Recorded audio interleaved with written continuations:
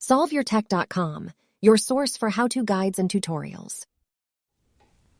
Welcome to our video about how to check for iPhone updates in iOS 17. If this guide helps you out, then please consider subscribing and liking this video. Your iPhone will periodically need to install new updates to the iOS operating system. These updates usually fix problems and add new features that can improve your experience with the device. You can check for available updates by opening the Settings app. You can then scroll down and select the General option from this menu. And then you can select Software Update at the top of this screen. Now your iPhone is going to check for updates, and if one's available, then you should see something like this.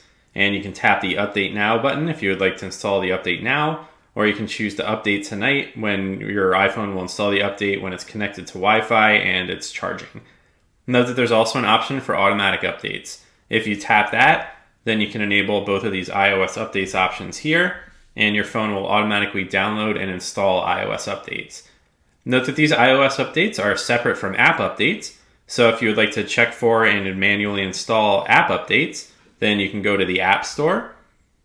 You can then tap your profile icon at the top right corner of the screen, and then you can scroll down to the Update section, and you can choose to update all, or you can choose to manually update your apps. There's also a setting where you can choose to let your iPhone automatically install app updates, and you can find this by going to the Settings menu, and we're gonna go back to the main screen here, and then you're gonna scroll down to App Store, and then you can scroll down again and tap the button to the right of App Updates under Automatic Downloads.